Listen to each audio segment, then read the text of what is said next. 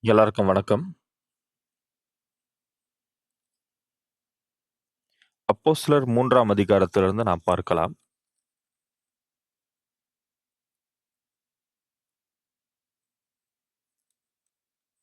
1ஆம் வசனத்திலிருந்து வாசிக்கலாம். 3ஆம் அதிகாரம் 1ஆம் வசனம். ஜெப வேளையாகிய 9ஆம் மணி நேரத்தில் பேதுருவும் யோவானும் தேவாலயத்துக்குப் போனார்கள். அப்பொழுது தன் தாயின் வயிற்றிலிருந்து சப்பாணியாய்ப் பிறந்த ஒரு மனுஷனைச் சுமந்து கொண்டு வந்தார்கள். தேவாலயத்திலே பிரவேசிக்கிறவிடத்தில் பிச்சை கேட்கும்படி நாடோறும் அவனை அலங்கார வாசல் எண்ணப்பட்ட தேவாலய வாசலண்டையிலே வைப்பார்கள். தேவாலயத்திலே பிரவேசிக்கப் போகிற பேதுருவையும் யோவானையும் அவன் கண்டு பிச்சை கேட்டான்.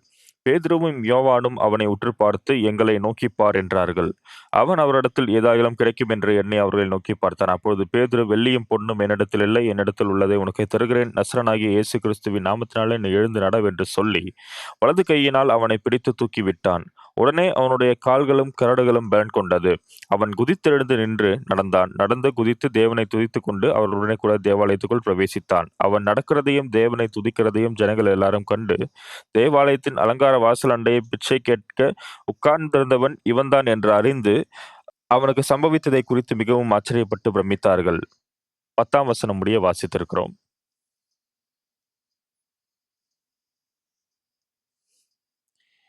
இயேசுவின் விசுவாசத்திற்குள் நாம் நுழையும் பொழுது,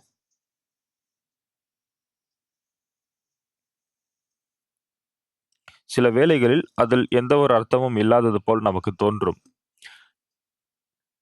நம்முடைய ஆவிக்குரிய வாழ்க்கையின் அனுபவத்திலும், என்னுடைய ஆவிக்குரிய வாழ்க்கையிலும் சரி, நான் எப்பொழுது ஜெபம் செய்வேன் என்றால், எனக்கு எப்பொழுது குறைபாடு ஏற்படுகிறதோ, அந்த நேரத்தில் நான் ஜெபம் செய்வேன். நான் தேவனோடு நெருங்கும் நேரத்தில் சில நேரங்களில்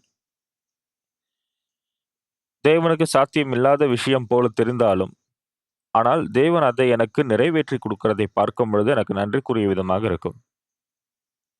சபைக்குள் இந்த விஷயம் சாத்தியம் தானா என்று யோசிக்கும் பொழுது, அதை தேவன் எனக்கு செய்து கொடுக்கும் பொழுது, நான் தொடர்ந்து முற்கொண்டு செல்ல வேண்டும். நான் அந்த விஷயத்தை செய்ய முயற்சி செய்தால், தேவன் உதவி செய்கிறார். தேவனுடைய உதவி இல்லாமல், தேவனுடைய கிருபை இல்லாமல் எந்த விஷயமும் நடைபெற முடியாது. என்னைப் போன்ற ஒரு நபர் இந்த புல்பீட்டில் நிற்பது கூட, உங்களுக்கு முன்பாக நான் சாட்சி அளிக்க வேண்டும் என்றால், தேவனுடைய கிருபை இல்லை என்றால், என்னால் இங்க இருக்க முடியாது. நான் நன்றாக பேசுவதோ, இல்ல ஆவிக்குரிய விதத்தில் நிரம்பி இல்லை, வாய்ப்பில்லை. தேவன் எனக்கு இப்படிப்பட்ட விலையேறப்பெற்ற விஷயத்தை கிருபையால் நிறைவேற்றியிருக்கிறார். பேதுருவும் யோவானும் 9ஆம் மணி வேளையிலே தேவாலயத்துக்குப் போனார்கள். அப்பொழுது தன் தாயின் வயிற்றிலிருந்து சப்பாணியாய் பிறந்த ஒரு மனுஷனை சுமந்து கொண்டு வந்தார்கள். தேவாலயத்திலே பிரவேசிக்கிற இடத்தில் பிச்சை கேட்கும்படி நாடோறும் அவனை அலங்கார வாசல் எண்ணப்பட்ட தேவாலய வாசல் அண்டையில் வைப்பார்கள். இங்க ஒரு முடவன் இருக்கிறான். அவன் எப்பொழுதுமே அந்த அலங்கார வாசல் எண்ணப்பட்ட இடத்தில் அமர்ந்து பிச்சை கேட்கிறான். மக்கள் அவனை பார்த்து பரிதாபப்பட்டு இவனுக்கு பிச்சை கொடுக்கிறார்கள்.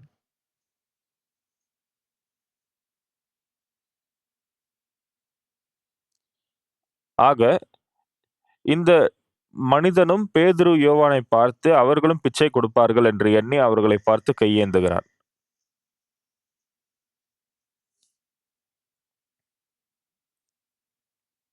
அவனுக்கு எந்த பணமும் இல்லாததனால் அவன் பணம் கேட்டிருக்கலாம். ஆனால் பேதுரு என்ன சொன்னார்? "எங்களை நோக்கிப் பார்" என்றார்கள். அப்பொழுது பேதுரு என்ன சொன்னார்? "வெள்ளியும் பொன்னும் என்னிடத்தில் இல்லை. என்னிடத்தில் உள்ளதை உனக்குத் தருகிறேன். நசரனாகிய இயேசு கிறிஸ்துவின் நாமத்தினாலே நீ எழுந்து நட" என்று சொன்னார். இந்த வார்த்தைகளை நான் கேட்டபொழுது, இது ரொம்ப அருமையாக இருந்ததை பார்த்தேன்.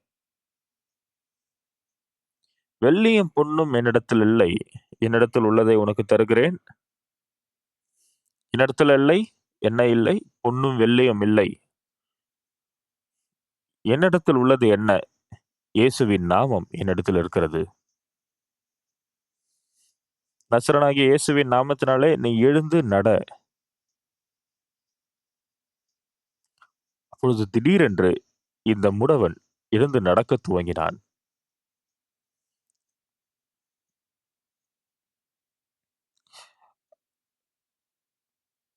வலது கையினால் பிடித்து தூக்கிவிட்டான். உடனே அவனுடைய கால்களும் கரடுகளும் பலன் கொண்டது. அவன் குதித்தெழுந்து நின்று நடந்தான். நடந்து தேவனை துதித்துக் கொண்டு சென்றான். எல்லா மனிதர்களும் இப்படியே நடந்து தேவனை துதித்தார்கள். மக்கள் எல்லாம் பார்க்கும் பொழுது, ஓ, இந்த நபன் தானே அந்த தேவாலயத்தில் பிச்சை கேட்டுக் கொண்டிருந்தது. சில நேரங்களில் நாம் வெறுமையாக எண்ணுகிறோம், சோகமாக எண்ணுகிறோம். என்னிடத்தில் பணம் இல்லை, என்னோட வாழ்க்கையில் கஷ்டம் இருக்கிறது. ஆனால் இயேசுவை நம்பின பிறகு, இயேசு என்னுடைய வாழ்வின் கர்த்தராகும் பொழுது, வெள்ளியும் பொன்னும் என்னிடத்தில் இல்லை, என்னிடத்தில் உள்ளதை உனக்கு தருகிறேன் என்றுதானே பேதுரு சொன்னார். வெள்ளியும் பொன்னும் என்னிடத்தில் இல்லை, என்னிடத்தில் உள்ளதை உனக்கு தருகிறேன். என்னை நீ எதிர்பார்க்க வேண்டாம். என்னிடத்தில் எந்த ஒரு செல்வாக்கும் கிடையாது. ஆனால் என்னிடத்தில் இயேசு இருக்கிறார். நானும் கூட கிரியை செய்யும் பொழுது, என்னிடத்திலும் பணம் இல்லாமல் எனக்கு பல்வேறு நேரங்களில் கஷ்டம் இருந்திருக்கிறது. எப்படி நான் இதனை சமாளிக்க முடியும்? ஆனால் இயேசு ஜெபத்தை கேட்கிறவராக இருக்கிறார். நம்முடைய ஜெபங்களை இயேசு கேட்கிறார். நான் இதனை பல்வேறு நேரங்களில் அனுபவித்திருக்கிறேன். முதலாவது, இது வெறும் எதேச்சையாக நடந்தது, தற்செயலாய் நடந்தது என்று நான் யோசித்தேன். ஆனால் இயேசுவை நாம் நம்பும் பொழுது, இயேசு நம்முடைய வாழ்வில் ஜீவித்திருக்கும் பொழுது, நம்முடைய வாழ்க்கையில் அவர் கிரியை செய்கிறார். மனித ரீதியாக நாம் கஷ்டமாக இருக்கலாம், நமக்கு ரொம்ப இக்கட்டான சூழ்நிலை இருக்கலாம். ஆனால் இயேசுவின் நாமத்தினால் நம்மால் இந்த கஷ்டமான வேலைகளை மேற்கொண்டு வர முடிகிறது. நம்மால் இயேசுவை பார்க்க முடியாது. இயேசுவை நம்மால் உணர முடியாது. நம்மால் இயேசுவினுடைய கரங்களை குலுக்க முடியாது. அப்படிப்பட்ட மனிதர்கள். ஆனால் தேவகுமாரனாகிய இயேசு ஜீவித்திருக்கிறார். அவர் நம்மை வழிநடத்திக் கொண்டிருக்கிறார். அப்படிப்பட்ட விஷயங்கள் நமக்கு ஒரு முறை, இருமுறை இல்லை. ஆனால் பல்வேறு முறை நாம் அதனை அனுபவித்துக் கொண்டிருக்கிறோம். உங்களுடைய வாழ்க்கையில் இயேசுவை நீங்கள் தக்க வைத்துக் கொண்டிருக்கிற அந்த கிருபை, அது மிகவும் ஆச்சரியமான விஷயமாக இருக்கிறது. பல்வேறு வருடங்கள் நான் கஷ்டங்களை அனுபவித்திருக்கிறேன். அப்பொழுது யோசிப்பதுண்டு.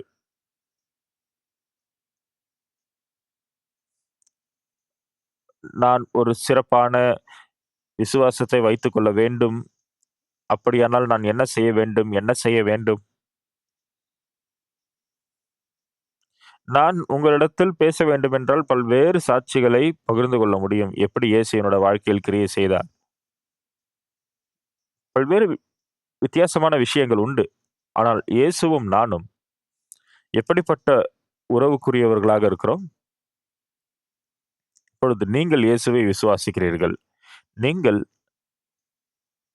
இயேசுவை நம்புகிறீர்கள் என்றால் நீங்கள் உணர்வது என்ன? இயேசு என்னுடைய பாவத்திற்காக சிலுவையில் மரித்திருக்கிறார். என்னுடைய பாவத்தின் இடத்தை அவர் எடுத்துக்கொண்டார். நம் மத்தியில் பாவம் செய்யாதவர்கள் யாரும் கிடையாது. நீங்கள் சிறியவராக இருந்தாலும், நீங்கள் சிறிய பொய், பெரிய பொய் சொல்லியிருந்தாலும், நீங்கள் சின்ன திருட்டு, பெரிய திருட்டு செய்திருந்தாலும், நீங்கள் பல்வேறு தவறான காரியங்களை செய்த மக்கள். மற்றும் இப்படிப்பட்ட பிரச்சனைகளை நீங்கள் தீர்ப்பதற்கு பணத்தை நாம் நாடுகிறோம். பணம் சில பிரச்சனைகளை தீர்க்கும், ஆனால் சில பிரச்சனைகளை தீர்க்காது. ஆனால் தேவன் பல்வேறு வழிகளை நமக்கு திறக்கிற காரணத்தினால் அந்த பிரச்சனைகளை நாம் மேற்கொள்கிறோம். நீங்கள் இயேசுவை விசுவாசிப்பதற்கு எந்த அளவுக்கு உங்களுடைய விசுவாசம் பெரிதாக இருக்கிறதோ, அந்த அளவுக்கு எனக்கு இதுக்கு முன்பாக உதவி செய்த தேவன் இன்றைக்கும் எனக்கு அவர் உதவி செய்கிறார். இன்றைக்கும் அவர் என்னை பாதுகாக்கிறார். இன்றைக்கும் எனக்கு கிருபை தருகிறார். உங்களுடைய கண்கள் மூலமாக நீங்கள் இயேசுவை பார்க்க முடியாது. ஓ இயேசுவே, நீங்கள் இதை செய்யுங்கள். அப்பொழுது இயேசு நம்மை பார்த்து, நான் உனக்கு செய்கிறேன், கவலைப்பட வேண்டாம், சரியா? அப்படி அவருடைய சத்தத்தை நாம் நேரடியாக கேட்டால் நமக்கு நன்றாக இருக்கும். ஆனால் இயேசு அப்படி பேசுவதில்லை. நீங்கள் இயேசுவை நம்பும் பொழுது, அது சாத்தியம் இல்லாததா இருந்தாலும் சரி, ஆனால் சாத்தியமில்லாத காரியம் நம்முடைய வாழ்வில் அவர் நிறைவேற்ற முடியும். நம்முடைய வாழ்வில் சாத்தியமில்லாத காரியங்கள் நடைபெறுகிறது என்றால், நாம் இயேசுவை நம்புவதற்கு எந்த அர்த்தமும் கிடையாது. ஆனால் நாம் கஷ்டத்தை அனுபவிக்கும் பொழுது, இக்கட்டாக இருக்கும் பொழுது, நமக்கு இந்த அசாத்தியமான காரியங்கள் நேரிடும் பொழுது,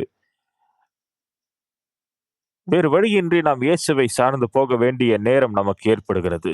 இயேசு மாத்திரையுமே நம்முடைய வாழ்வில் சமாதானம் மற்றும் அனைத்து காரியங்களும் நம்முடைய வாழ்வில் ஏற்கனவே இருந்ததென்றால், நமக்கு இயேசு தேவையில்லை. ஆனால் நாம் வாழ்வில் வலிகளை பெறுகிறோம். இக்கட்டான சூழ்நிலைகளை பெறுகிறோம். எனக்கு என்ன செய்வதென்று தெரியவில்லை. நான் குழம்பி இருக்கிறேன். அப்பொழுது தேவனிடத்தில் நாம் ஜெபித்து, நாம் அவரை சார்ந்து கொள்ளும் பொழுது, அந்த வினாடியில் தேவன் நமக்கு சகாயம் செய்கிறார். எல்லா விஷயத்திலும் அவர் எனக்கு உதவி செய்கிறார் என்று என்னால் சொல்ல முடியாது. சில வேளைகளில் நான் பிரச்சனையாக இருக்கும் பொழுது, ஆனால் அவர் நிச்சயமாய் என்னோடு இருக்கிறார். அவரை நான் காணாவிட்டாலும் அவர் எனக்குள் ஜீவித்திருந்து அவர் கிரியை செய்கிறார். என்னுடைய இருதயத்தில் நான் இயேசுவை விசுவாசிக்கும் அந்த இருதயத்தை பெற்றுக்கொண்டேன். இது தேவனுடைய கிருபை. இது தேவனுடைய அற்புதம் என்றுதான் நாம் சொல்ல முடியும். அந்த அனுபவம் ஒரு முறை, இருமுறை அந்த விசுவாசத்தை அதிகரிக்கிறதை நான் பார்க்கிறேன். பிரச்சனைகளை என்னால் தேவனுடைய கிருபையின் மூலமாக மேற்கொள்ள முடிகிறது. குறிப்பாக என்னுடைய கடந்த காலத்தில் இயேசு எனக்குள் ஜீவித்திருக்கிறார். நம்மால் அவரிடத்தில் பேச முடியாது. அவர் சொல்வதை நம்மால் காதார கேட்க முடியாது. ஆனால் இருதயபூர்வமாக நம்மால் இயேசுவோடு உரையாட முடிகிறது. நீங்கள் கஷ்டத்தில் இருக்கும் பொழுது, நீங்கள் பாடுபடும் பொழுது, உங்களிடத்தில் பணம் இல்லாத பொழுது, வழி இல்லாத பொழுது, உங்களுடைய பிரச்சனைகள் நீங்கள் விழும் பொழுது, அந்த பிரச்சனைகள் உங்களோட வாழ்க்கையில் இருக்கிறது இல்லையா? அப்படிப்பட்ட வினாடிகளில் நீங்கள் என்ன சொல்ல வேண்டும்? தேவனே, நான் இப்படிப்பட்ட கஷ்டமான சூழ்நிலையில் இருக்கிறேன். நீங்கள் இல்லை என்றால் யார் எனக்கு இதில் உதவி செய்ய முடியும்? நான் உங்களை சார்ந்து இருக்கிறேன். நீங்கள் இல்லை என்றால் என்னால் உம்மை விசுவாசிக்க முடியுமா? இல்லை. உமக்குள் விசுவாசத்தில் நிலைக்க எனக்கு உதவி செய்யுங்கள். எனக்கு நீங்க உதவி செய்யுங்க. நீங்கள் எனக்கு உதவி செய்றீங்க நான் நம்புறேன். அந்த வகையில் நீங்கள் தேவனோடு ஒன்றாகும் பொழுது, நீங்கள் தேவனிடத்தில் ஜெபிக்கும் பொழுது, ஒருவேளை அவர் நான் சொல்வதை கேட்கவில்லை என்றால் என்ன செய்வது? அப்படி நீங்கள் யோசிக்கலாம். ஆனால் வேதம் என்ன சொல்லுகிறது? வேதம் என்ன சொல்லுகிறது? நீங்கள் விசுவாசித்தால் அந்த விசுவாசத்தின்படியே ஆகக்கடவது. இயேசுவினுடைய வார்த்தை, நாம் தேவனை சார்ந்து கொள்ளும் பொழுது, நாம் தேவனை நம்பும் பொழுது, தேவன் நிச்சயமாக ஜீவனோடு இருந்து நமக்குள் கிரியை செய்கிறார். நீங்கள் ஆரம்பத்தில் சபைக்கு போகும் பொழுது, ஆராதனை கேட்கும் பொழுது, "ஓ! இன்றைய ஆராதனை நன்றாக இருந்தது." உங்களோட வாழ்க்கையை நீங்கள் வாழும் பொழுது, நீங்கள் யாராக இருந்தாலும் சரி, அனைவரும் பிரச்சனையை சந்திக்கக்கூடியவர்கள். யாருமே பிரச்சனைக்குரியவர்கள் இல்லாதவர்கள் இல்லை. குறிப்பாக அப்படிப்பட்ட காலங்களில், நாம் கூப்பிடக்கூடிய தேவன் நமக்கு இருக்கிறார். அது நமக்கு நன்றிக்குரிய விஷயமாக இருக்கிறது. தேவன் நமக்கு சகாயம் செய்கிறார். நமக்கு அவர் கிரியை செய்கிறார்.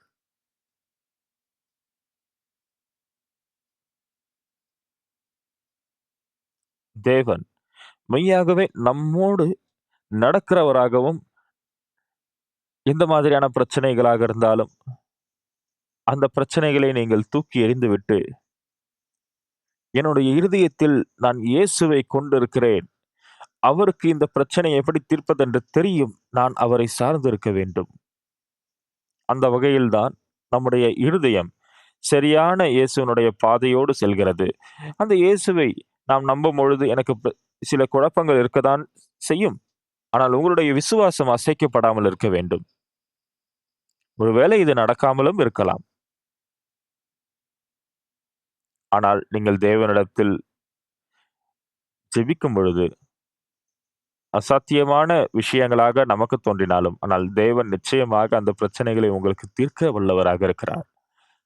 நம்முடைய சபையில் நம்முடைய சபை ஸ்தாபிக்கப்பட்ட பிறகு, இங்கே அங்க பல்வேறு பிரச்சனைகள் அப்படிப்பட்ட நேரங்களில் நம்மகிட்ட பணம் இல்லை, வழி இல்லை.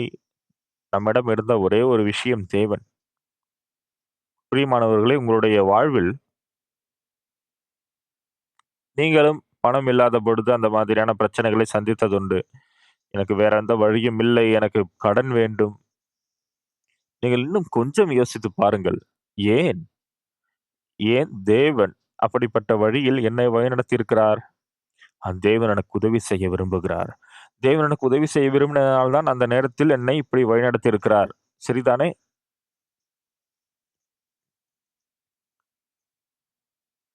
இப்பொழுது நான் சொல்லும்பொழுது நீங்கள் எனக்கு திரும்பி பதில் சொல்வதில்லை. அதன் மாரி தான் தேவன் உங்களுக்கு பதில் சொல்லாமல் இருக்கிறார் இல்லையா? அவர் பதில் சொல்வது போல உங்களுக்கு தோன்றாவிட்டாலும், ஆனால் வேற எந்த ஒரு விஷயத்தையும் எனக்கு தெரியாது. ஆனால் இந்த விஷயத்தில் வேற யாரும் எதுவும் சொல்லாவிட்டாலும், மனிதனால் சாத்தியமில்லாமல் இருந்தாலும், தேவன் இந்த காரியத்தை எனக்காக செய்வார். எனக்கு செய்திருக்கிறார். அப்படிப்பட்ட சாட்சிகள் உங்களுக்கு நெறைய இல்லை என்றாலும் சரி, ஆனா உங்களுடைய வாழ்க்கையில் நீங்கள் நிச்சயமாக அப்படிப்பட்ட சாட்சிகளை கொண்டிருப்பீர்கள். என்னுடைய வாழ்க்கையிலும் இருக்கிறது. உங்களோட வாழ்வில் நான் இந்த வாழ்க்கை வாழ விரும்புகிற காரணத்தினால் இல்லை. என்னிடத்தில் பணம் இல்லை. கஷ்டங்கள் என்னுடைய வாழ்வில் இருக்கிறது. எனக்கு வேற எந்த வழியும் இல்லை. ஓ! ஆமாம். நான் இயேசுவை எனக்காக கொண்டிருக்கிறேன். நான் நெறைய கவலைகளோடு, நெறைய பிரச்சனைகளோடு, தேவனே ஏன் இந்த பிரச்சனைகளை என்னுடைய வாழ்க்கையில் நீங்கள் அனுமதித்திருக்கிறீர்கள்? தேவனே இந்த பிரச்சனைகளை நீங்கள் நிச்சயமாய் தீர்ப்பீர்கள் என்று நான் நம்புகிறேன். எனக்கு உதவி செய்யுங்க. இந்த பிரச்சனை எனக்காக தீர்த்து கொடுங்க.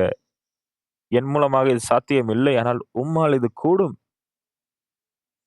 நீங்கள் நிச்சயமாக இந்த பிரச்சனைக்காக தீர்த்துக் கொள்வீங்க அப்படின்னா, நான் உம்மோடு நெருக்கமாக இருக்க முடியும். உம்மீது இருக்கிற என்னுடைய விசுவாசம் இன்னும் வளர முடியும்.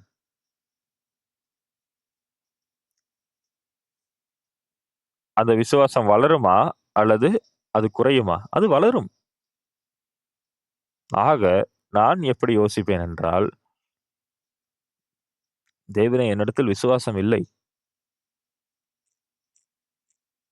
ஆனால் என்னுடைய ஜெபத்தையும், என்னைப் போன்ற ஒரு மனிதனுடைய ஜெபத்தையும் நீங்கள் கேட்கிறீர்கள். உண்மை. தேவன் எனக்கு உதவி செய்யவில்லை என்றால், என்னோட வாழ்வில் பல்வேறு பிரச்சனைகளை நான் சந்தித்திருப்பேன்.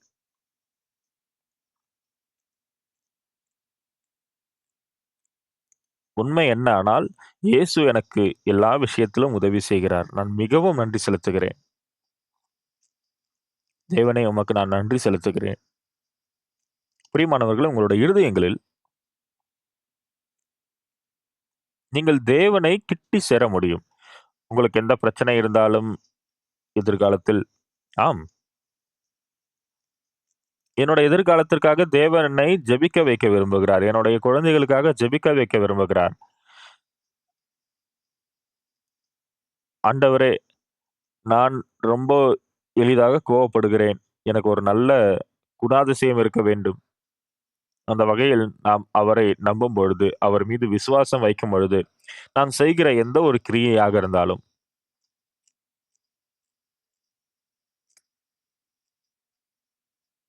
அது நீங்கள் எனக்கு கொடுத்த அந்த கிரியை காட்டிலும் பெரிதாக இருக்கிறது. ஒவ்வொரு விஷயத்திலும் நான் உம்மை நம்பும் பொழுது, எனக்கு ஏதோ விசேஷ விசுவாசம் இருக்கிறது என்று இல்லை. எனக்கு நல்ல வேதம் தெரியும் என்று இல்லை. ஆனால், எனக்கு நெறைய பணம் தேவைப்படும் பொழுது, எனக்கு எந்த வழியும் இல்லாத பொழுது, எனக்கு கடைசியாக இருக்கிற ஒரே ஒரு வழி, அது கல்வாரி மலையின் வழி கிடையாது. அது இயேசுவின் வழி. "ஓ! நான் வழியாக இருக்கிறேன். என்னுடைய மகளுக்கு திருமணம் ஆக வேண்டும். ஆனால் பணம் இல்லை. ஓ! எனக்கு சரியான எதிர்காலம் இல்லை. என்கிட்ட பணம் இல்ல. பணம் எங்க இருக்கு?" நீங்க பணத்தை தேடினீங்கன்னா, பணம் உங்களுக்கு கிடைக்காது. ஆனா தேவனை சார்ந்திருக்கும் பொழுது, பிரியமானவர்களே, உங்களுடைய வாழ்வில் சாத்தியமில்லாத காரியமாக இருந்தாலும், ஆனால் நீங்கள் ஜெபிக்கும் பொழுது தேவன் உங்களுக்கு ஒரு முறை, இருமுறை உங்களுக்கு அவர் பதில் கொடுக்கிறார். அப்பொழுது உங்களுடைய இருதயத்தில் தேவனை நம்பக்கூடிய அந்த இருதயம் அது உருவாகும். சரிதானே? இதற்கு முன்பாக நீங்கள் பயங்கர கவலையில் இருந்திருக்கலாம். "ஓ சகோதரியே, தேவன் உங்களோடு இருக்கிறார். தேவன் என்னோடு இருக்கிறார். நம்மோடு இருக்கிறார். நம்மை அவர் பாதுகாக்கிறார். நம்முடைய ஜெபங்களை அவர் கேட்கிறார்." நீங்கள் விசுவாசத்தில் நிற்கும் பொழுது, தேவன் எப்படி கிரியை செய்கிறார் என்பதை உங்களால் பார்க்க முடியும். அந்த வகையில் தேவன் எனக்கு கிரியை செய்ததை பார்க்கும் பொழுது, நான் தேவனுக்கு நன்றி செலுத்தினேன். சபையை நான் துவங்கின பொழுது, உண்மையாகவே ஒரு பெரிய எதிர்காலத்தை என்னால் பார்க்க முடிந்தது. இப்பொழுது ஒரு அற்புதமான சபையை நாம் பார்க்க முடிகிறது. நிறைய சபையோரை நாம் பார்க்க முடிகிறது இல்லையா? இங்கே சபைக்கு வருவது. இதில் சிறப்பான விஷயம் என்னவென்றால், நாம் பாவ மன்னிப்பை பெற்றிருக்கிறோம். நாம் மறுபடியும் பிறந்திருக்கிறோம். எல்லா சபை மக்களும் இதனை சந்தோஷமாக பெற்றுக்கொள்ளும் பொழுது, அவர்களுடைய முகங்களை பார்க்கும் பொழுது, அவர்களுடைய ஜெபங்கள் எப்படி பதிலளிக்கப்படுகிறது என்பதை பார்க்கும் பொழுது, நான் என்னுடைய கண்களுக்கு அழகானதை பார்க்க முடிகிறது. அப்பொழுது நம்முடைய வாழ்வு நாம் கண்களால் கண்டு, கைகளால் தொட்டு, நாம் வெறும் அதனை சோதித்து பார்த்து நாம் நம்புவதற்கு முயற்சி செய்கிறோம். இயேசுவால் எப்படி நமக்கு பதில் அளிக்க முடியும்? "ஓ! நீங்கள் ஜெபித்தீர்களா? நான் உங்களுக்கு பதிலளிக்க விரும்புகிறேன். நான் இந்த வகையில் பதிலளிக்கிறேன்." நீங்கள் ஜெபம் பண்ணும்பொழுது, நீங்கள் சோதிக்கும்படி அப்படிப்பட்ட பதில்கள் உங்களுக்கு வந்தால் நல்லா தான் இருக்கும். ஆனால் ஒரு முறை, இருமுறை தேவன் எனக்கு உதவி செய்திருக்கிறார்.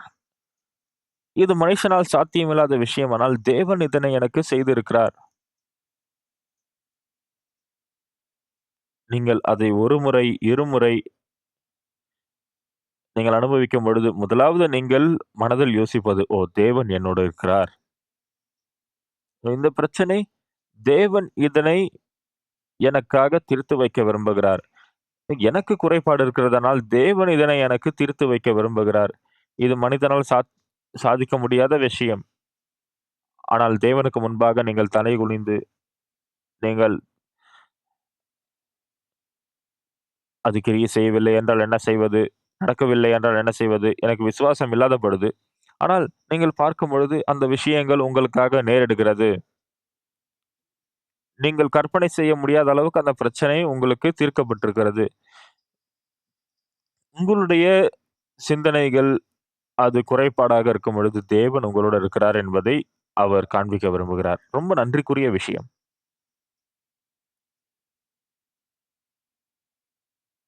நீங்கள் தேவனோடு சஞ்சரிக்கும் பொழுது, சில வேளைகளில் உங்களுக்கு பிரச்சனைகள் இருக்கலாம். உங்களிடத்தில் பணம் இல்லாமல் இருக்கலாம். ஆனால் நீங்கள் இயேசுவை நம்பும் பொழுது, நான் யாரையும் கரங்களை நீட்டி கேட்டதில்லை. எனக்கு பணம் வேண்டும் என்று நான் கேட்டதில்லை. மனிதனை நான் கேட்பதை விட, நான் தேவனை நோக்கி கேட்கும் பொழுது, ஒவ்வொரு முறையும் தேவன் எனக்கு எப்படி கிரியை செய்தார் என்பதை நான் நோக்கி பார்க்கும் பொழுது, தேவன் இல்லை என்றால் என்னால் வாழ முடியாது.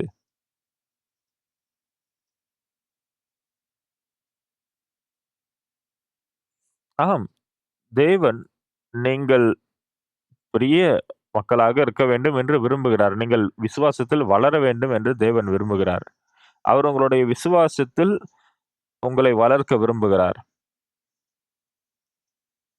இப்படிப்பட்ட விஷயங்கள் உங்களுடைய வாழ்வில் நடைபெறும் பொழுது, நீங்கள் தேவனை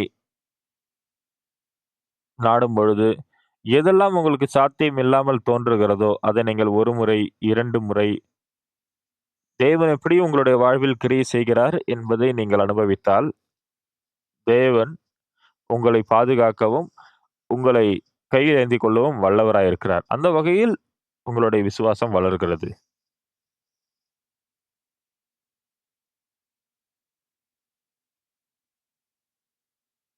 இந்த மாரி பிரச்சனைகளை தேவன் நமக்கு அனுமதிக்கிறார். இந்த பிரச்சனையை நான் எப்படி தீர்ப்பது? நம்மால் தேவனோடு உரையாடிக் கொண்டிருக்க முடியாது நேரடியாக. ஆனால் தேவன் அவர் எனக்கு சகாயம் பண்ணுவேன் என்று சொல்லுகிறார்.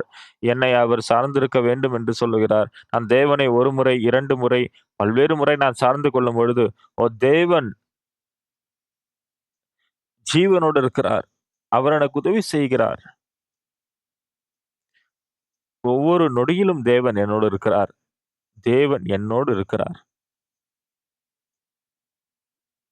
வெள்ளியும் பொன்னும் என்னிடத்தில் இல்லை. என்னிடத்தில் உள்ளதை உனக்கு தருகிறேன். நசரேயனாகிய இயேசுவின் நாமத்தினாலே எழுந்து நட.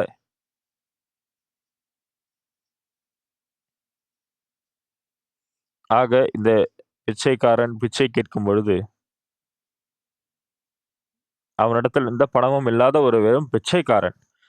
இப்போ பேதுரு என்ன சொல்லுகிறார்? வெள்ளியும் பொன்னும் என்னிடத்தில் இல்லை. அவரிடத்தில் என்ன இருந்தது?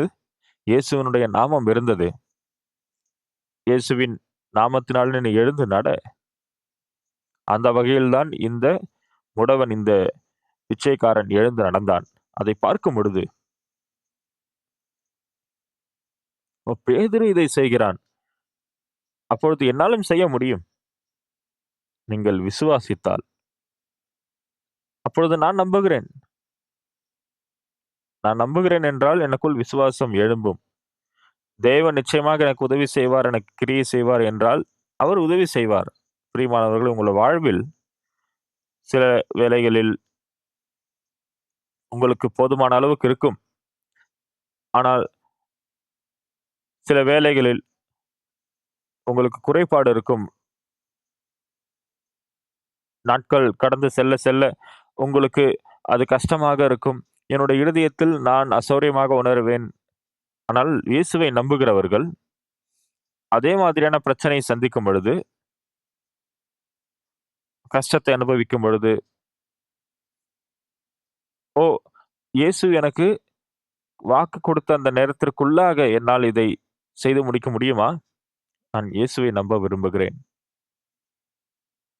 இயேசு நம்முடைய தேவனாக இருக்கிறார். அவருக்கு நம்முடைய பிரச்சனை நன்றாகவே தெரியும். நான் அவரை நம்பினால், நான் அவரை சார்ந்திருந்தால், நாம் அதிகமாக சந்தோஷமாக இருக்க முடியும். "ஏய், நான் இந்த முறை உனக்கு பணம் கொடுத்தேன். மறுபடியுமாக எனக்கு பணம் கேட்கிறாயா?" அப்படி தேவன் நமக்கு கஞ்சத்தனம் பண்ணவில்லை. "ஏய், எப்பொழுது வேண்டுமானாலும் நீ என்னிடத்தில் வரலாம்" என்று தேவன் சந்தோஷமாக நமக்கு கிரியை செய்ய விரும்புகிறார். நான் ஒரு விஷயத்தை உங்களுக்கு சொல்ல விரும்புகிறேன். ஒரு உண்மை. உங்களிடத்தில் பணம் இல்லாத பொழுது, தேவனே, ஏன் எனக்கு உதவி செய்யாமல் இருக்கிறீர்கள்? ஏன் உதவி செய்யவில்லை?" என்று நீங்கள் யோசிக்க வேண்டாம். சில வேளைகளில் நீங்கள் தேவனை சார்ந்து கொள்ளுங்கள். நான் தேவனை சார்ந்து கொள்ளுகிறேன். என்னுடைய வழிகளை நான் முடக்குகிறேன். என்னிடத்தில் விசுவாசம் இல்லை. எனக்கு எந்த வழியும் இல்லை. அதனால் தான் நீங்கள் தேவனை சார்ந்து கொள்ள வேண்டும். புரிகிறதா? சில நேரங்களில் எனக்கு $5000 தேவைப்பட்டிருக்கிறது. அந்த $5000 இல்லை என்றால் எனக்கு எந்த பிரச்சனை. அப்பொழுது உங்களுக்கு தூக்கம் வராது. எளிதாக இருக்காது. தேவனை நீங்கள் சார்ந்து கொள்ளுகிறீர்கள். அப்பொழுது தேவன் உங்களுக்கு சகாயம் செய்கிறார். அப்பொழுது தேவனுக்கு அந்த $5000 பெரிய விஷயமா? இல்லையா? அவருக்கு கஷ்டம் கிடையாது. நான் உங்களுக்கு $5000 தந்தேன் என்றால், அவர் அப்படி, "ஐயய்யோ! $5000 நான் எப்படி கொடுப்பது?" என்று சொல்லவில்லை. தேவனை நம்புகிற அந்த விசுவாசம் உங்களுக்குள் இருந்தால், நிச்சயமாக உங்களுடைய பிள்ளைகள், அவர்கள் வியாதிப்படும் பொழுது, அவர்களுக்கு வலி இருக்கும் பொழுது, உங்களுடைய இருதயமே பயங்கர வலியில் போகிறது இல்லையா? அப்பொழுது நீங்கள் உங்களுடைய பிள்ளைகளை சௌரியப்படுத்த விரும்புவீர்கள். அவர்களுடைய கரங்களை பிடித்து அவர்களுக்கு சமாதானம் ஏற்பட வேண்டும். நானும் கூட திருமணம் செய்து பிள்ளைகளை பெற்றேன். அந்த பிள்ளைகளை பெறும்பொழுது நான் ரொம்ப சந்தோஷப்பட்டேன். எனக்கு மகள் பிறந்தார். அதன் பிறகு மகன் பிறந்தான். ஒரு நெறிய இருதயத்தோடு இந்த விருப்பங்கள். சில நேரங்களில் தேவனை நம்புகிறவர்களுக்கும், தேவனுடைய தேவனை நம்பாதவர்களுக்கும் இருக்கிற விசுவாசம் வானத்துக்கும், பூமிக்கும் உரிய தூரத்தை போன்றது. ஏனென்றால் தேவனை மாத்திரம் நம்புகிறவர்கள் வேற எந்த வழியும் அவர்களுக்கு இல்லை. நீங்கள் உண்மையாகவே இயேசுவை சார்ந்து கொள்ளுகிற இருதயம் உங்களுக்கு இருந்ததென்றால், "ஓ! இயேசு என்னை நேசிக்கிறார். அவர் என்னிடத்தில் பொய்யுரையாத தேவனாக இருக்கிறார். எனக்கு நிச்சயமா அது உதவி செய்வார்." இந்த இருதயம் உங்களுக்கு இருக்கும் பொழுது,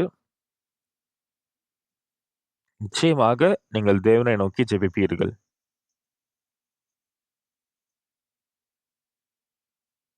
மற்றும் தேவன் உங்களுடைய ஜெபத்தை கேட்பார் என்ற விசுவாசம் உங்களுக்குள் இருக்கும். அ விசே விசேஷமாக ஒரு ஆணாக இருந்தாலும் சரி, பெண்ணாக இருந்தாலும் சரி, உயரமாக இருந்தாலும் சரி, உயரம் இல்லாமல் இருந்தாலும் சரி, பிரச்சனைகள் இருந்தாலும் சரி, குழந்தைகளுக்காக நீங்கள் கடன் பட்டாலும், அது எனக்கு எளிதாக இல்லை என்றாலும், வேற எந்த இடத்திலிருந்தும் எனக்கு பணம் இல்லை என்றாலும், நீங்கள் பணத்தை மற்றவரிடத்தில் கேட்டும் அவர்கள் உங்களுக்கு தராத பொழுது, அதனால் நீங்கள் வந்து பணம் எனக்கு எதிரி என்று சொல்லுகிறீர்கள். அப்படி உங்களால சொல்ல முடியாது. நான் பணத்தை நம்பக்கூடாது. நான் தேவனை நம்ப வேண்டும். அப்படியானால், உங்களுடைய முழு இருதயத்தோடும் நீங்கள் தேவனை ஜெபிக்கும் பொழுது, தேவனிடத்தில் ஜெபிக்கும் பொழுது, நேரத்துக்கு நேரம் எனக்கும் இந்த அனுபவங்கள் இருக்கிறது.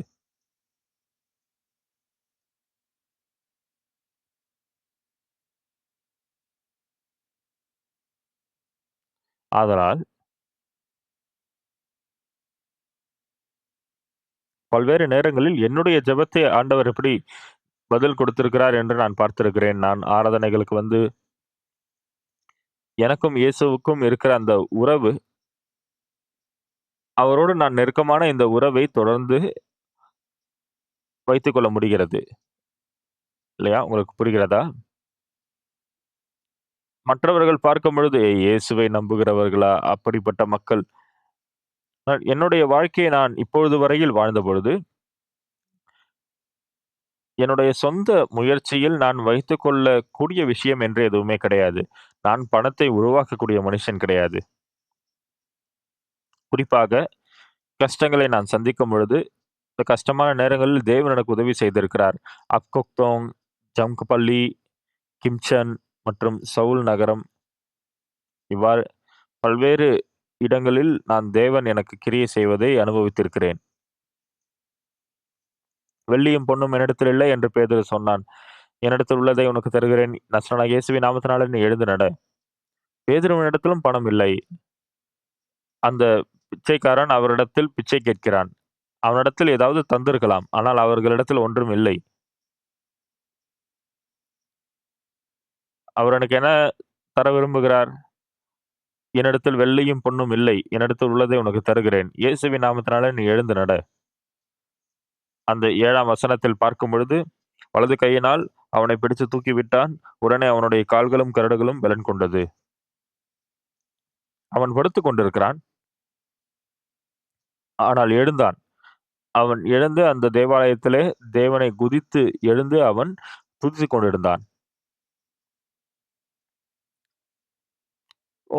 அந்த முடவன், அந்த பிச்சைக்காரன், அவன் நம்முடைய எல்லா பணத்தையும் எடுத்துக் கொண்டான். ஏனென்றால் அவனுக்கு முடவம் இருக்கிறது.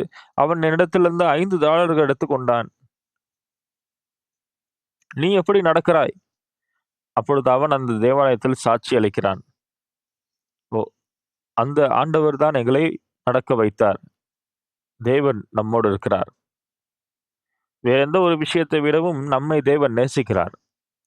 ஆதலால் அவரை விசுவாசிக்கிற விசுவாசம் நமக்குள் இருக்கிறது. அவருடைய கிருபையை நாம் பெற்றுக்கொள்ள வேண்டும். அப்பொழுது எல்லா வழியிலும் நாம் அவருக்கு மகிமை செலுத்த முடியும். அதுதான் தேவன் நம்மிடத்தில் விரும்புகிறார். பிரியமானவர்களே, இப்பொழுது வரையில்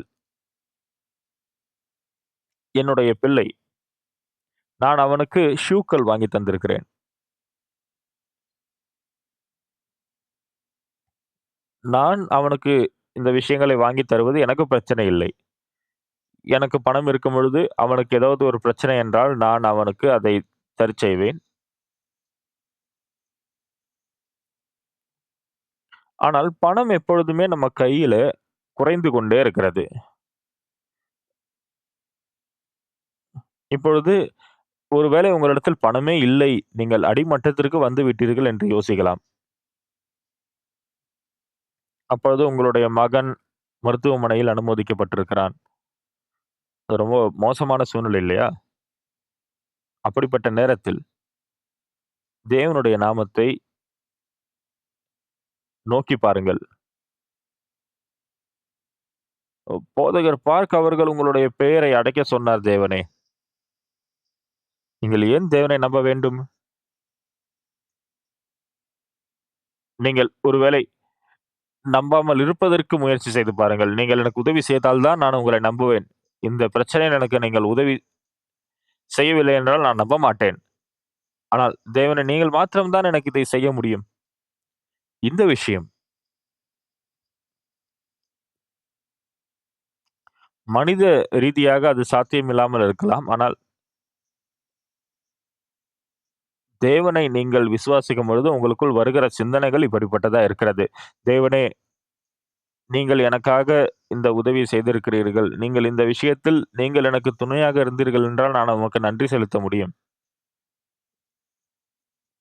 உங்களுக்கு கஷ்டம் இருக்கும் பொழுது நீங்கள் முதலாவது சொல்லக்கூடிய விஷயம் தேவனே, தேவனே.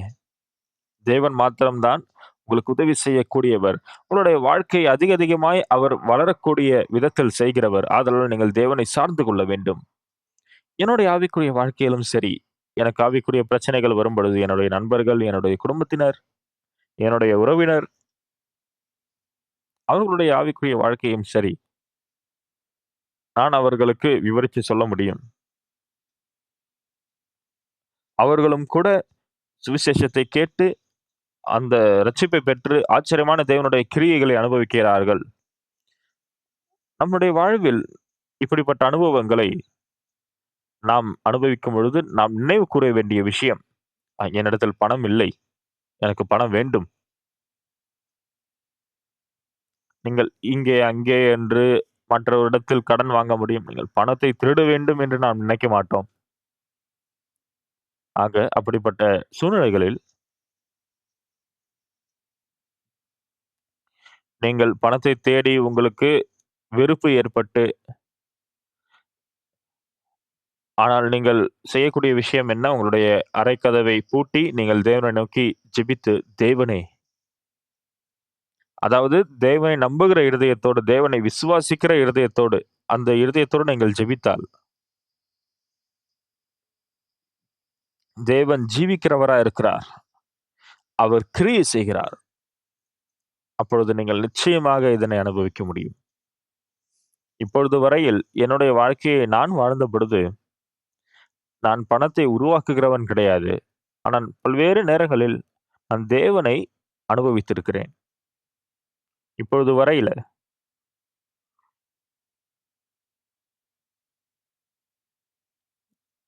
தேவனை நம்பின காலம் முதற்கொண்டு நான் யாரையும் கை நீட்டி கேட்டதில்லை.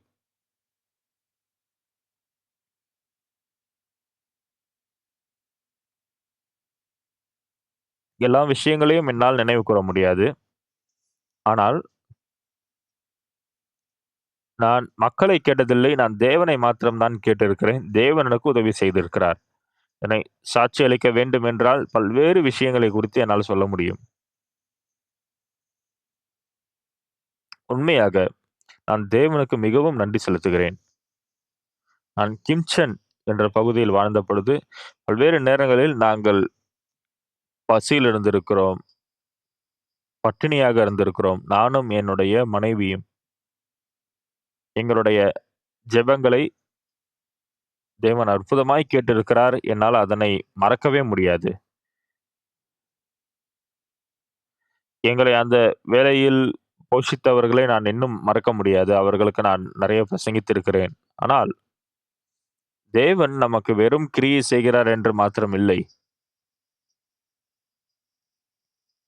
நீங்கள் உங்களுடைய பணத்தை சார்ந்திருக்கலாம். இப்படிப்பட்ட விஷயங்களை நீங்கள் சார்ந்திருக்கலாம். ஆனால் உங்களுடைய வாழ்வில் நீங்கள் அவரை சார்ந்து கொள்ளுவீர்கள் என்றே தேவன் விரும்புகிறார்.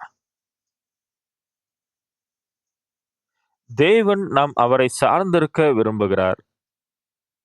அவரை குறித்து நாம் யோசிக்கிற அந்த விஷயத்தை அவர் மாற்றியமைக்க விரும்புகிறார்.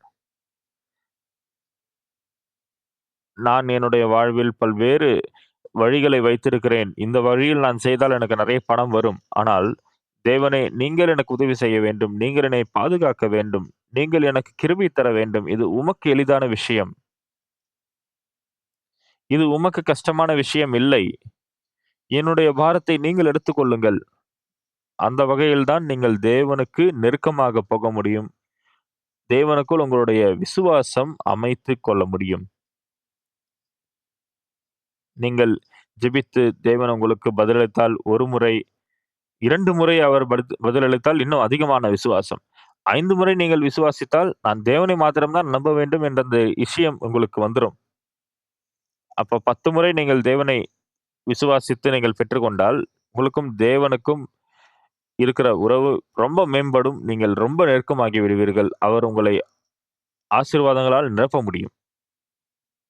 இந்த இடத்தில் நீங்கள் பார்க்கும் பொழுது 1ஆம் வசனத்தில் ஜெப வேலையாகிய 9ஆம் மணி நேரத்திலே பேதுருவும் யோவானும் தேவாலயத்துக்கு போனார்கள். அப்பொழுது தன் தாயின் வயிற்றிலிருந்து சப்பாணியாய் பிறந்த ஒருவன் மனுஷனை சுமந்து கொண்டு வந்தார்கள். தேவாலயத்திலே பிரவேசிக்கிற இடத்தில் பிச்சை கேட்கும்படி நாடோறும் அவனை அலங்கார வாசல் எண்ணப்பட்ட தேவாலய வாசலில் வைத்தார்கள்.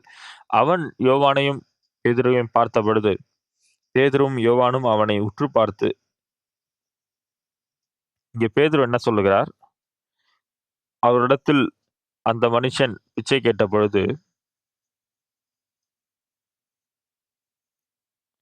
அவன் அவரிடத்தில் ஏதாகிலும் கிடைக்கும் என்று எண்ணி அவர்களை நோக்கி பார்த்தான். அப்பொழுது பேதுரு, வெள்ளியும் பொன்னும் என்னிடத்தில் இல்லை. என்னிடத்தில் உள்ளதை உனக்கு தருகிறேன். நசரனாகிய இயேசு கிறிஸ்துவின் நாமத்தினாலே நீ எழுந்து நட என்று சொல்லி, ஆதலால் அவனிடத்துல பணம் கொடுக்கவில்லை. அவனுக்கு மருத்துவ செலவுக்கோ எதுவும் தரவில்லை. நீ எழுந்து நட என்று சொன்னார்கள். பேதுரு அவனுக்கு என்ன செய்தார்? அவனுடைய வலது கையை பிடித்து தூக்கி எடுத்து விட்டார்.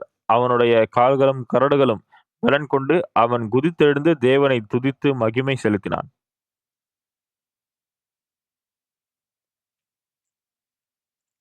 அப்பொழுது நடக்க முடியாத ஒரு மனுஷன் அங்கே குதித்தெழுந்து நடந்து போகிறான். அப்பொழுது அவன் எப்படி யோசிப்பான்? இது ஒரு கனவாக இருக்கக்கூடாது. இது ஒரு கனவு போல தெரிகிறது. நான் நடந்து போகிறேன். இது கனவாக மாத்திரம் இருக்கக்கூடாது. அந்த வகையில் அவன் தேவனை நம்புகிறான். தேவனை நம்பும் பொழுது இப்படிப்பட்ட கனவு போன்ற விஷயங்கள் நமக்கு நடைபெறுகிறது. உங்களுடைய பசங்க வியாதிப்படும் பொழுது,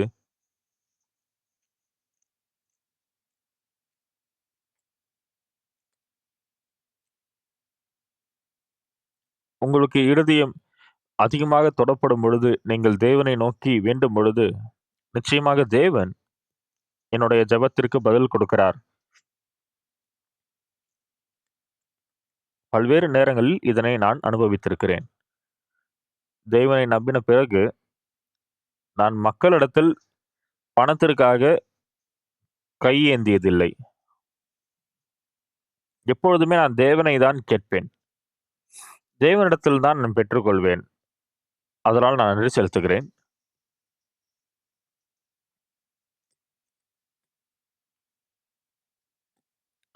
நான் எனக்கு ஞாபகம் இருக்கிற வரையில் நான் மனிதர்களை எனக்கு உதவி செய்ய வேண்டும் என்று கேட்டதில்லை. தேவனை தான் நான் கேட்டிருக்கிறேன். தேவன் என்னுடைய வாழ்வில் எஜமானனா இருக்கிறார். என்னோட வாழ்க்கையில் நான் பிரச்சனையை சந்தித்த பொழுது தேவன் இருக்கிறார் என்பதை நான் தெரிந்து கொண்டேன். இங்கே 3ஆம் அதிகாரத்தில் ஜெபாவளி இந்த 9ஆம் மணி நேரத்திலே சில நேரங்களில் நாம் வெறும் ஜெபிக்க மாத்திரம் தான் முடியும். மக்கள் எப்பொழுது ஜெபிப்பார்கள்? அவர்கள் தூங்கி எழும்பொழுது. இந்த இடத்தில் போடப்பட்டிருக்கிறது, ஜெப வேலையாகிய 9ஆம் மணி நேரத்தில். தன் தாயின் வயிற்றிலிருந்து சப்பாணியாய் பிறந்த ஒரு மனுஷனை சுமந்து கொண்டு வந்தார்கள். தேவாலயத்திலே பிரவேசிக்கிற இடத்தில் பிச்சை கேட்கும்படி நாடோறும் அவனை அலங்கார வாசல் எண்ணப்பட்ட தேவாலய வாசல் அண்டையிலே வைப்பார்கள். அவனால் எழுந்து நடக்க முடியாது. ஆதலால்தான் அவன் அந்த ஜெபாலய வாசலில் இருக்கிறான். அது எப்பொழுதுமே அவன் அந்த இடத்தில் தான் இருக்கிறான் என்றால், மக்கள் அவனை கண்டுகொள்ள மாட்டார்கள். ஆனால் ஜெப வேலை என்ற ஒரு நேரத்தில் வருகிற மக்கள் ஒருவேளை அவர்கள் இருதயத்தில் கடிந்து கொள்ளப்பட்டு அவர்கள் அவனுக்கு பிச்சை கொடுக்கலாம். 3ஆம் வசனத்தில் பார்க்கும் பொழுது, தேவாலயத்திலே பிரவேசிக்கப் போகிற பேதுருவையும் யோவானையும் அவன் கண்டு பிச்சை கேட்டான். பேதுருவும் யோவானும் அவனை உற்று பார்த்து, "எங்களை நோக்கிப் பார்" என்றார்கள். இந்த மனிதன், "என்னை நீங்கள் ஏன் பார்க்கச் சொல்லுகிறீர்கள்? நான் நிறைய பணமெல்லாம் உங்களிடத்தில் கேட்கவில்லை. கொஞ்சம் பணம் இருந்தால் கொடுங்கள்." ஆனால் அவர்கள் உற்று பார்க்க சொன்னதினால் அவன் உற்று பார்க்கிறான். 6ஆம் வசனத்தில், அப்பொழுது பேதுரு, "வெள்ளியும் பொன்னும் என்னிடத்தில் இல்லை." இதற்கு என்ன அர்த்தம்? பேதுரு பேதுருவினிடத்தில் பணம் இல்லை. வெள்ளியும் பொன்னும் என்னிடத்தில் இல்லை என்றால், என்னிடத்தில் பணம் இல்லை. ஆனால் என்னிடத்தில் உள்ளதை உனக்கு தருகிறேன். நசரனாகிய இயேசுவின் நாமத்தினாலே நீ எழுந்து நட. அதன் பிறகு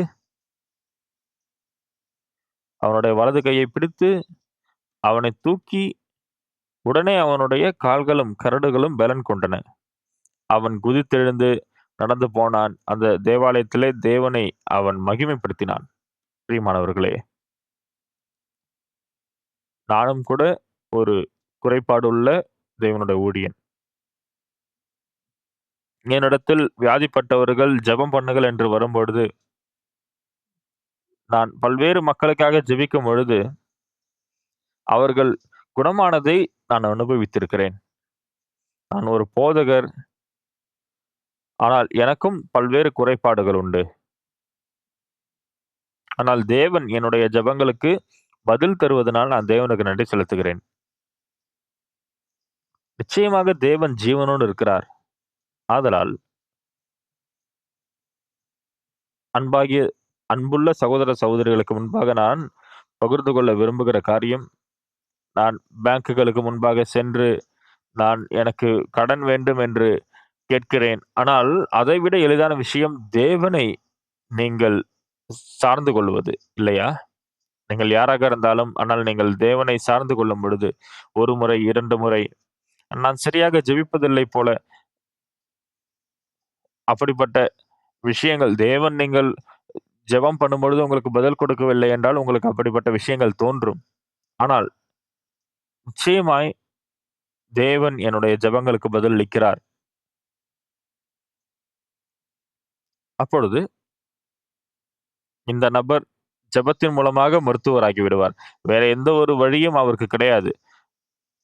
அவர் ஜெபம் மாத்திரம் தான் செய்ய முடியும். ஏனென்றால், அவருக்கு அந்த அனுபவம் ஏற்பட்டு விட்டது. தேவன் அவருடைய ஜெபத்தை கேட்கிறார். அந்த விஷயத்தை கையாளுகிறார். அந்த தேவன் உங்களுக்கு உதவி செய்ய முடியும். தேவன் உங்களுக்கு கிருபை அளிக்க முடியும். அந்த விஷயம் உங்களுக்கு மிகவும் நன்றிக்குரிய இருதயத்தை தரும். 3ஆம் வசனத்தில், தேவாலயத்திலே பிரவேசிக்கப் போகிற பேதுருவையும் யோவானையும் அவன் கண்டு பிச்சை கேட்டான். பேதுருவும் யோவானும் அவனை உற்றுப் பார்த்து, "எங்களை நோக்கிப் பார்" என்றார்கள். அவன் அவரிடத்தில் ஏதாலும் கிடைக்கும் என்று எண்ணி அவர்களை நோக்கிப் பார்த்தான். ஏதாவது பணம் கொடுத்துவிட்டு போய் இருந்திருக்கலாம் இல்லையா? கொஞ்சம் பணத்தை கொடுத்து போயிருக்கலாம். ஆனால் பேதுரு என்ன சொல்லுகிறார்? "என்னை நோக்கிப் பார்." ஓ! எங்களுக்கு செக் கொடுக்கப் போறாரா? பேதுரு என்ன சொன்னார் அவனிடத்தில்? பேதுரு 6ஆம் வசனத்தை சேர்ந்து வாசிக்கலாம். அப்பொழுது பேதுரு, "வெள்ளியும் பொன்னும் என்னிடத்தில் இல்லை. என்னிடத்தில் உள்ளதை உனக்குத் தருகிறேன். நசரனாகிய இயேசு கிறிஸ்துவின் நாமத்தினாலே நீ எழுந்து நட" என்று சொல்லி.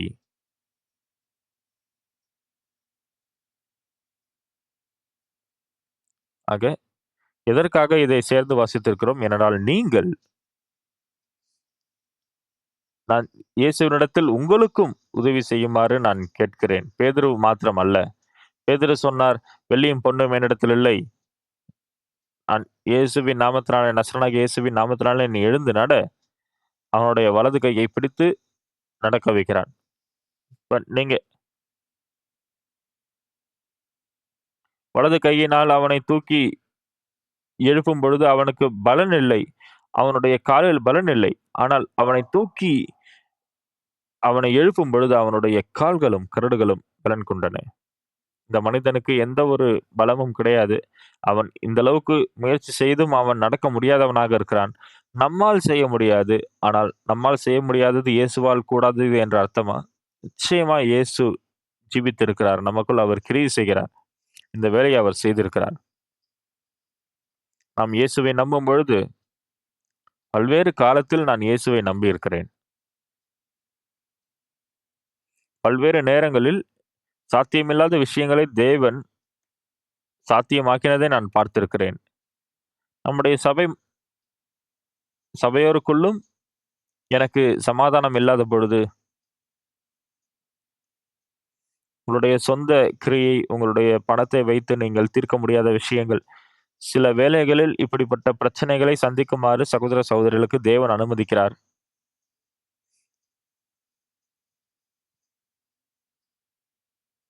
அப்படிப்பட்ட நேரங்களில் நாம் தேவனை சார்ந்து கொள்ள வேண்டும்.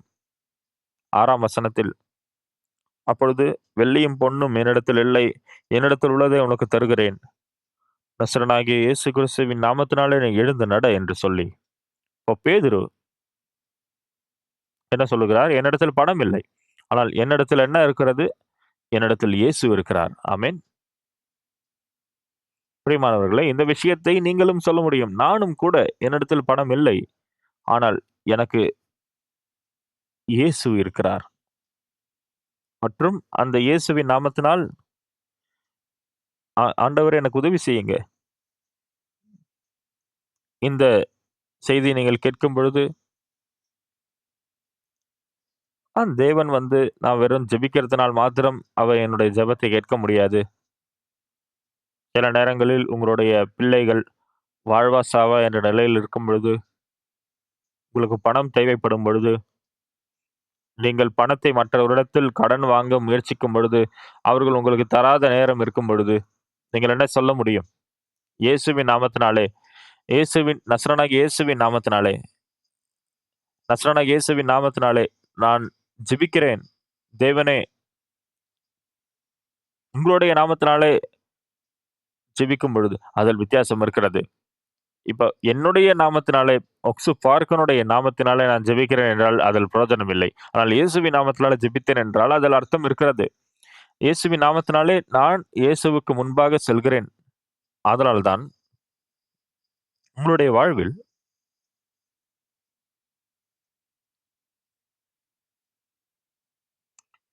தேவன் உங்களுக்கு 1 முறை, 2 முறை கிரியை செய்யும் பொழுது,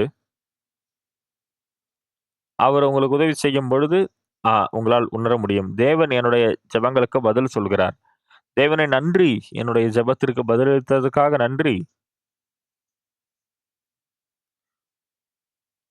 ஆண்டவரே, இந்த விஷயம் எனக்கு கஷ்டமான விஷயம். ஆனால் நீங்கள் எனக்கு இந்த பிரச்சனையை தீர்த்து கொடுங்க. 1 முறை, 2 முறை, 3 முறை.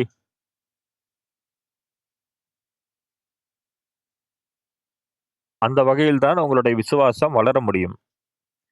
விசுவாசம் அப்படியே ஏதோ திடீரென்று வளர முடியாது.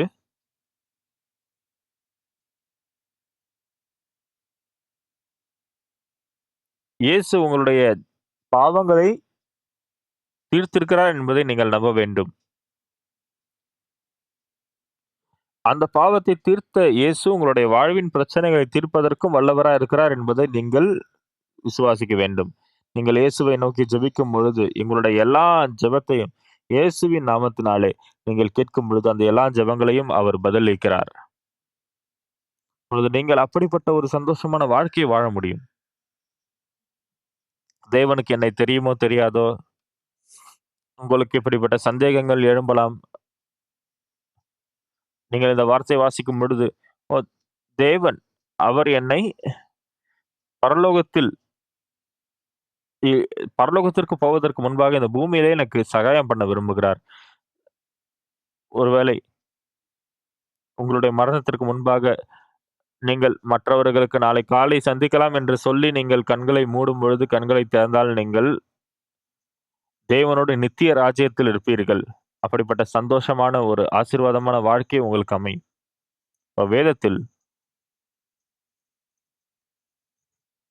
அப்போஸ்தலர் 3ஆம் அதிகாரம் 1ஆம் வசனத்தில் ஜெப வேலை ஆகிய 9ஆம் மணி நேரத்திலே பேதுருவும் யோவானும் தேவாலயத்துக்கு போனார்கள். அப்பொழுது தன் தாயின் வயிற்றிலிருந்து சப்பாணியாய் பிறந்த ஒரு மனுஷனை சுமந்து கொண்டு வந்தார்கள். தேவாலயத்திலே பிரவேச இடத்தில் பிச்சை கேட்கும்படி நாடோறும் அவனை அலங்கார வாசல் என்னப்பட்ட தேவாலய வாசலண்டையில் வைப்பார்கள். இப்போது ஆரம்பத்தில் அவன் பேதுருவையும் யோவானையும் பார்த்து பிச்சை கேட்கிறான். பேதுருவும் யோவானும் என்ன சொன்னார்கள்? பேதுரு எங்களை நோக்கி பார் என்று சொன்னார். உற்று பார். ஓ, எங்களை நோக்கி பார் என்று அவர் ஏன் சொல்லுகிறார்? வெள்ளியும் பொன்னும் என்னிடத்தில் இல்லை. வெள்ளியும் பொன்னும் என்றால் அது பணத்தை குறித்து சொல்லுகிறது. என்னிடத்தில் பணம் இல்லை. ஆனால் நசரேயனாகிய இயேசு எங்களோடு இருக்கிறார்.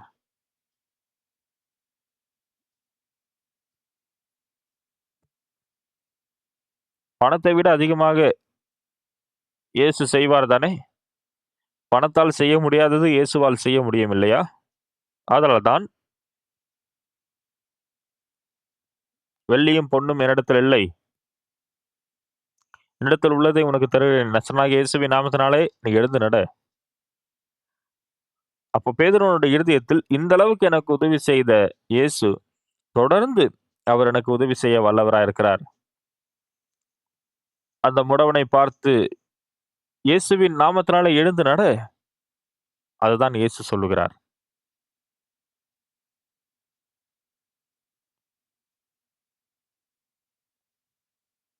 ஓ, அவனை வலது கையினால் தூக்கி அதன் பிறகு என்ன ஆகிறது? அவனுடைய கால்களும் கரடுகளும் பலன் கொண்டது. அவன் குதித்தெழுந்து தேவனை துதித்து மகிமைப்படுத்தினான்.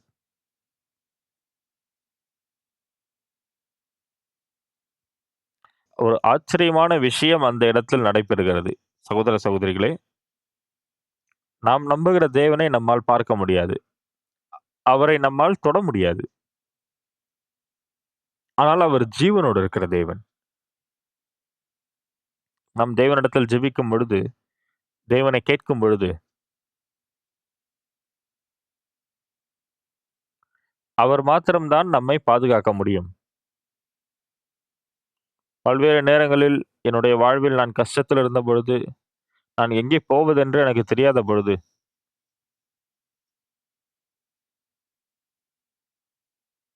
இப்பொழுது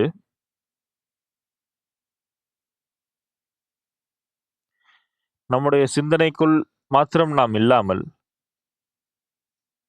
தேவனோடு நாம் இருக்கிறோம். புரிகிறதா?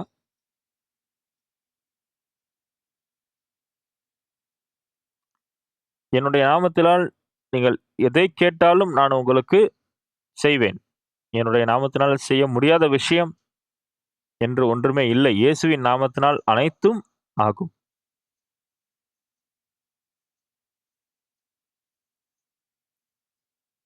சில நேரங்களில் பணம் இல்லாத பொழுது நாம் பணம் கேட்கிறோம். இப்பொழுது நீங்கள் ஒரு பிச்சைக்காரருக்கு $10 தருகிறீர்கள் என்றால் அது ஒரு பெரிய பணம். நீங்கள் அவர்களுக்கு 2000 தருகிறீர்களோ எனக்கு தெரியாது. ஆனால் நிச்சயமாக தேவனை நம்புகிற விசுவாசம் நமக்குள் இருக்கிறது.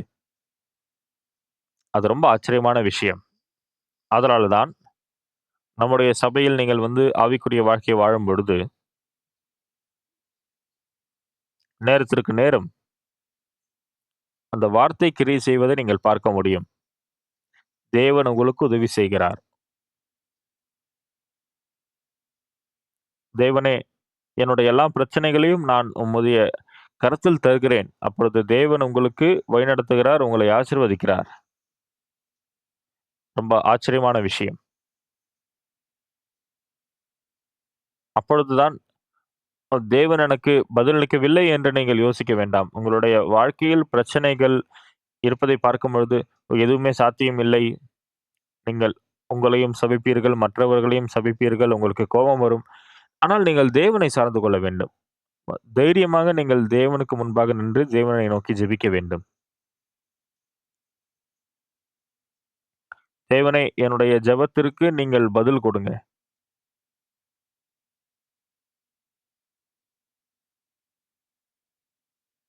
அப்பொழுது தேவன் உங்களுடைய ஜெபத்திற்கு 1 முறை, 2 முறை என்று பதில் தரும்பொழுது, தேவன் என்னுடைய ஜெபத்திற்கு பதில் கொடுக்கிறார்.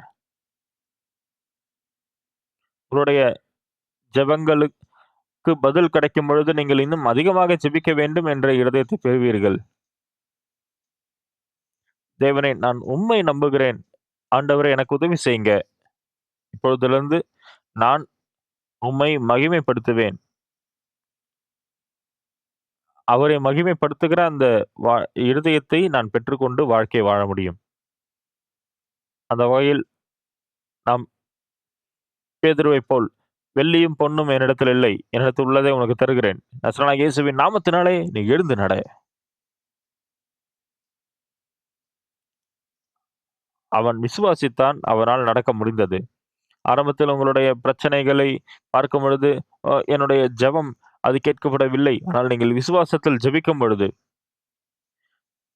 அந்த வகையில் நீங்கள் ஜெபிக்கும் பொழுது, அது மிகவும் சந்தோஷத்தை உங்களுக்கு தருகிறது. எல்லா காரியங்களையும் தேவனிடத்தில் ஒப்புக் கொடுக்கும் பொழுது, இந்த அற்புதமான தேவனை விசுவாசியாத மக்கள் அவர்களுக்கு துரதிர்ஷ்டம். ஏனென்றால், அவரை விசுவாசிக்கிற நாம் மிகவும் சந்தோஷமான வாழ்க்கை வாழ்கிறோம். 12ஆம் வசனத்தில்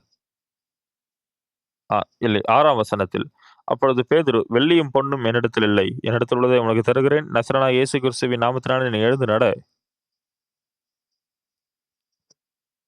இந்த வார்த்தைகள் எவ்வளவு ஆச்சரியமாக இருக்கிறது. உங்களுடைய வாழ்விலும் இயேசு இருக்கிறார். இயேசு இருக்கும் பொழுது நீங்களும் இப்படி சொல்லுவீர்கள். எனக்கு எனக்கு பணம் இல்லை. என்னிடத்தில் $10 $5 இல்லை. ஆனால் என்னிடத்தில் இருக்கிறது, என்னோட இயேசு இருக்கிறார். அந்த வகையில்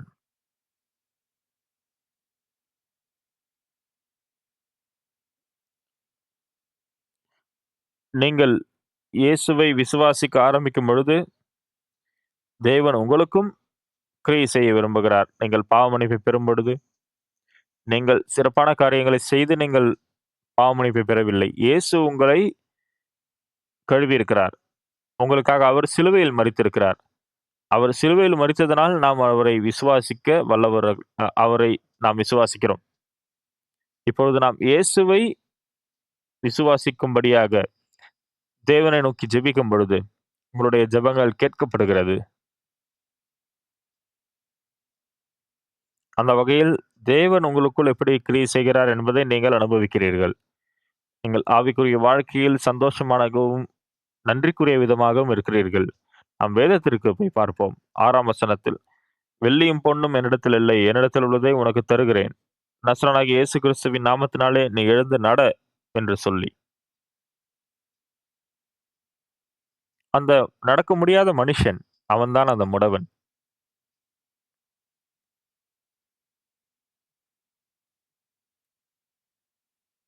ஆதலால்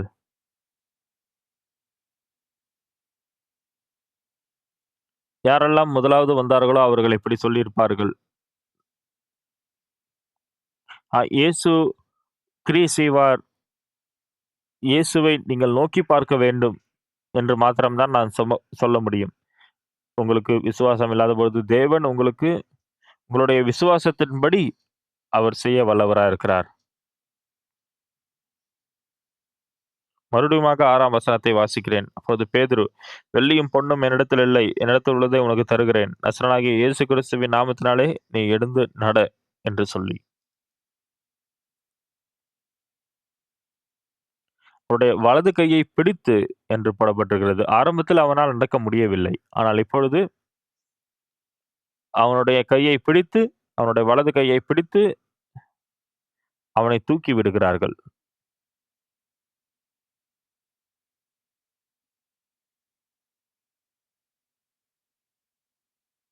அப்பொழுதுதான் இந்த வியாதிப்பட்டவன், அவனும் எப்படி நம்புகிறான்? ஆண்டவர் என்னுடைய ஜெபத்தை கேட்டிருக்கிறார் என்று அவன் குதித்தெழுந்து, துதித்து ஆண்டவருக்கு மகிமை செலுத்தினான். நேரத்திற்கு நேரம் மனிதனுக்கு சாத்தியமில்லாத விஷயம் அது தேவனால் சாத்தியமானது.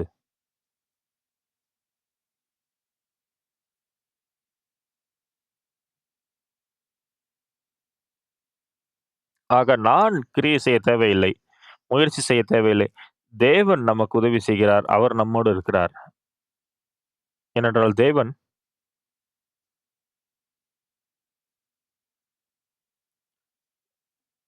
என்னை பாவத்திலிருந்து விடுதலையாக்கி இருக்கிறார். அவர் எனக்கு ரட்சிப்பை தந்திருக்கிறார். ஏன் இந்த ஒரு சிறிய பிரச்சனையை, இந்த சிறிய வியாதியை அவரால் தீர்க்க முடியாது? தேவனை விசுவாசிக்கிற அந்த இருதயத்தை பெற முடியும். சரிதானே? யார்? பாஸ்டர் ரொக்ஸு பார்க் அவர்களா? பாஸ்டர் பார்க் அவர்களால் இதை சிறப்பாக செய்ய முடியாதா? என்னால் செய்ய முடியாவிட்டாலும், தேவன் உங்களை தேவன் தோற்றுப்போன நேரம் கிடையாது. அவர் நிச்சயமாக உங்களுக்கு உதவி செய்வார். அவர் உங்களை தேற்றுவார். உங்களை அவர் அரவணைப்பார். நெறைய கஷ்டங்கள்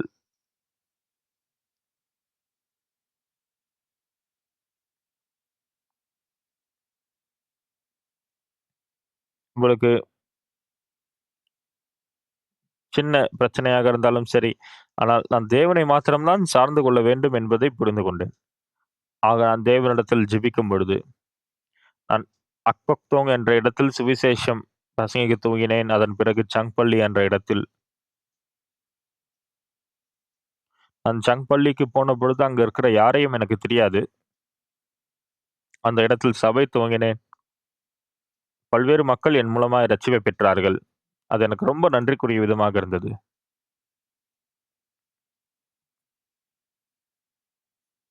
நாம் சுவிசேஷத்தை அறிவிக்கும் பொழுது, இந்த வகையில் தான் நம்முடைய சபை ஸ்தாபிக்கப்பட்டது. நம்முடைய சபையில இருக்கிற சபையார் 5 பேர், 10 பேர், 30 பேர் என்று கூடும் பொழுது, அது ரொம்ப சந்தோஷத்துக்குரிய விதமாக இருந்தது. அதன் பிறகு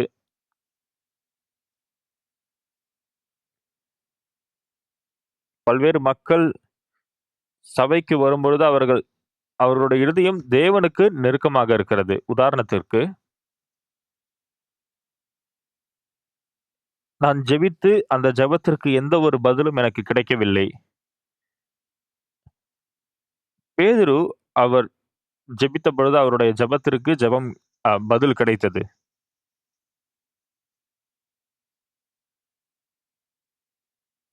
அதனால தான் வேதத்தில அந்த வார்த்தைகளை நாம் நம்பும் பொழுது, உங்களுடைய விசுவாசத்திற்கு இணங்க விஷயங்கள் நடைபெறுவதை நீங்கள் பார்க்க முடியும். பிரியமானவர்களே,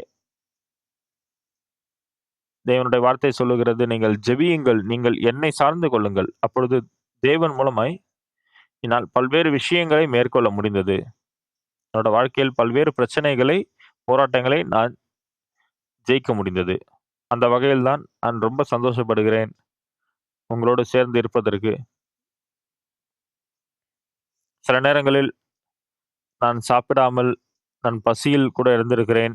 பணம் தேவை எனக்கு இருந்தது. ஆனால் தேவன் எப்பொழுதுமே என்னோடு ஜீவனோடு இருந்து அவர் என்னை பாதுகாத்தார். அதற்காக நான் ரொம்ப தேவனுக்கு நன்றி செலுத்துகிறேன்.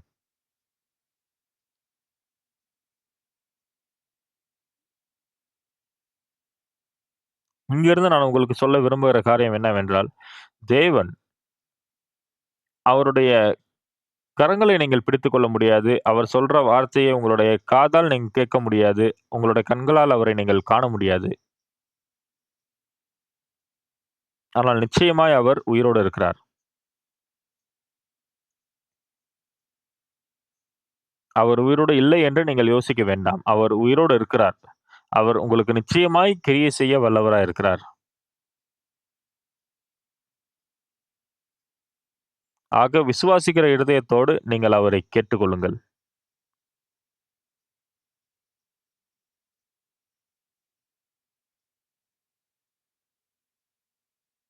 இப்ப தேவன் உங்களுக்கு உதவி செய்வார். இப்ப நான் தேவன் என்றால், நான் இந்த மனுஷனை நேரடியாகவே சுகப்படுத்துவேன். ஆனா நான் தேவன் கிடையாது. ஆனா தேவன் வந்து நான் என்ன தேவனிடத்தில் கேட்க முடியும்? எனக்கு அவனை குணப்படுத்துகிற அந்த பலனை தாங்க. அதிக அதிகமா நீங்கள் ஜெபிக்கும் பொழுது, அதிக அதிகமாய் உங்களுடைய விசுவாசம் வளரும். அப்பொழுது உங்களுடைய விசுவாசத்தின்படி உங்களுடைய ஜெபம் கேட்கப்படும் பொழுது, ஏன் உங்களுடைய ஜெபம் கேட்கப்படுகிறது? ஏனென்றால், அந்த தேவன் ஜீவனோடு இருக்கிறார். நீங்கள் அவரை தொட முடியாது. அவர் சொல்வதை நீங்கள் காதார கேட்க முடியாது. உங்களால் அவரை பார்க்க முடியாது. ஆனால் இயேசு உயிரோடு இருக்கிறார். அவர் இல்லை என்று இல்லை. உலகத்தின் கடைசி பரியந்தம் வரைக்கும், கடைசி நாட்களிலும் அவர் நம்மோடு இருக்கிறார் என்று வாக்கு பண்ணியிருக்கிறார். நீங்கள் இயேசுவை நம்புகிற விசுவாசம் உடையவராய் இருந்தால், 1 முறை, 2 முறை, 3 முறை அவருடைய கிரியைக்குள்ளாக, தேவன் என்னுடைய ஜெபத்திற்கு பதில் அளித்திருக்கிறார். அதனை நீங்கள் அனுபவிக்கும் பொழுது நீங்கள் ரொம்ப சந்தோஷப்படுவீர்கள். உங்களுடைய ஜெபங்களுக்கு அவர் பதிலளிப்பார்.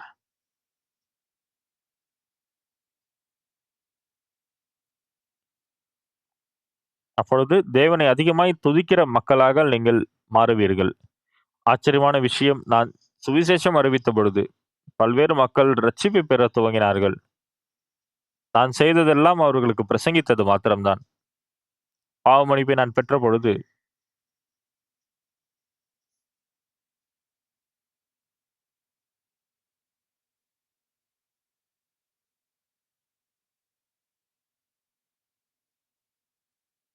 என்னை பார்க்கும் பொழுது எந்த பிரச்சனையும் இல்லாத பொழுது, ஆனால் எனக்கு பிரச்சனை இருக்கும் பொழுது ஒரே ஒரு ஆ விஷயம் மாத்திரம் தான். நான் தேவனை சார்ந்து கொள்ள வேண்டும். புரிகிறதா? நீங்கள்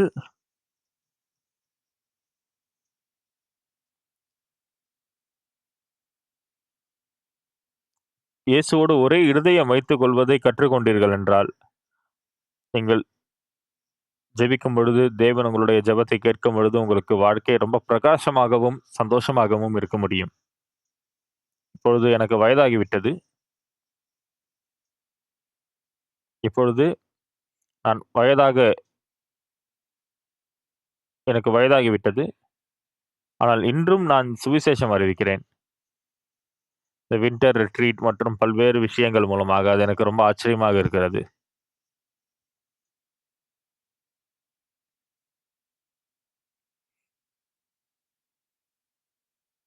நான் நம்புகிறேன், தேவன் உங்களுடைய வாழ்க்கையில் அவர் கடைசி வரையில உதவி செய்து, நீங்கள் அந்த விசுவாசத்தின் மூலம் அவரை மகிமைப்படுத்துவீர்கள் என்று.